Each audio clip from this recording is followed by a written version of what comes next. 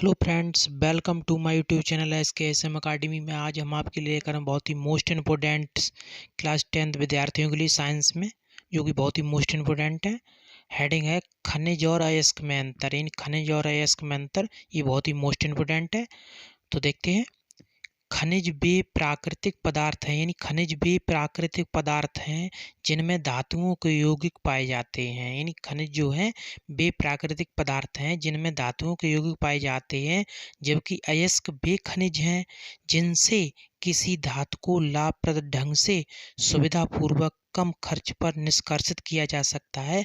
उसी को हम क्या कहते हैं? अयस्क कहते हैं। यानी जबकि अयस्क वे खनिज हैं जिनसे किसी धातु को लाभप्रद ढंग से सुविधापूर्वक कम खर्च पर निष्कासित किया जाता है, उसी को हम क्या कहते हैं?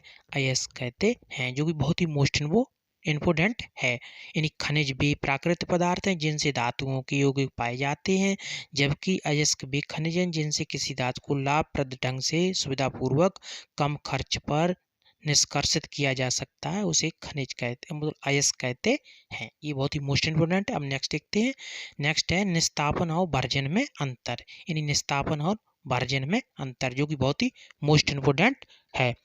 भर्जन में अयस्क को वायु की उपस्थिति में, यानी भर्जन में अयस्क को वायु की उपस्थिति में उसके पिघलने के ताप से नीचे गर्म करके ऑक्साइड में परिवर्तित करते हैं। यानी भर्जन में अयस्क को वायु की उपस्थिति में उसके पिघलने के ताप से नीचे गर्म करके ऑक्साइड में परिवर्तित करते हैं, जबकि निस्तापन में अयस्क को वायु की अनुपस्थिति में गर्म करके ऑक्साइड में परिवर्तित करते हैं। यानी जब ये कहते हैं निस्तापन में क्या होता है, अयस्क को वायु की अनुपस्थिति में, यानी वहाँ पर वायु नहीं होती है तो वहाँ पर गर्म करके ऑक्साइड में परिवर्तित करते हैं। ये था इन निस्तापन और भर्जन में अंतर, जो कि बहुत ही मोस्ट इम्पोर्टेंट है, परीक्षा के लिए बहुत ही मोस्ट इम्पोर्टेंट क्वेश्चन है। अब देखते हैं नेक्स्ट है टिप्पणी। यानी टिप्पणी है योगात्मक अभिक्रिया पर टिप्पणी, जो कि बहुत ही मोस्ट इम्पोर्टेंट है। यानी देखते हैं योगात्मक अभिक्रिया पर टिप्पणी।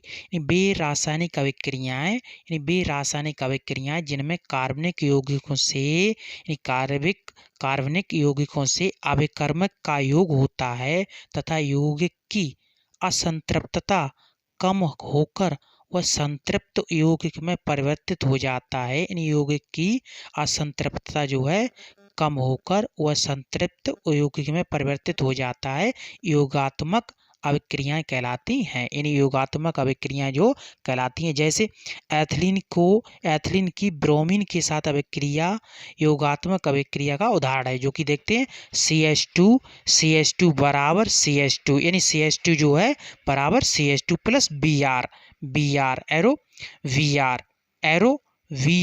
CH2 एरो CH2 Vr मतलब ब्रोमीन, और ब्रो मतलब ये क्रिया होती है, जो कि बहुत ही मोस्ट इम्पोर्टेंट है। यानी इसके साथ क्या है, एथिलीन की ब्रोमीन के साथ अभिक्रिया योगात्मक अभिक्रिया का उदाहरण, मतलब इन दोनों का योगात्मक उदाहरण है, जो कि बहुत ही मोस्ट इम्पोर्टेंट है। यानी CH2 बराबर CH2 plus Br arrow Vr CH2 arrow CH2 Vr, जो कि बहुत ही मोस्ट इम्पोर्टेंट है। अब देखते हैं नेक्स्ट है बहुलकीकरण। यानी बहुलकीकरण जो कि ये भी बहुत मोस्ट इम्पोर्टेंट है, क्लास 10th विद्यार्थियों के लिए ये भी बहुत ही मोस्ट इम्पोर्टेंट है। देखते हैं उस क्रिया को जिसमें एक प्रकार के या भिन्न प्रकार के, यानी एक प्रकार हो या मतलब और अलग अलग प्रकार के हों, दो या दो से अधिक अणु परस्पर संयोग करके अधिक भार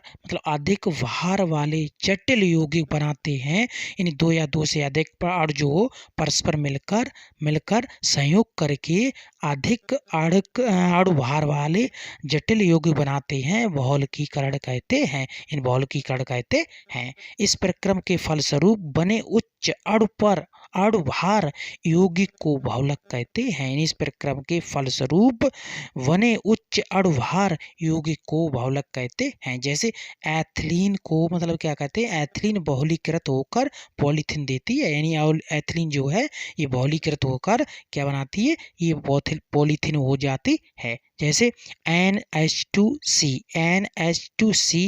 एरो बराबर CH2 arrow CH2 arrow CH2, मतलब ये दोनों क्या करते हैं बराबर, मतलब क्या करते हैं, प्रोथीन बनाते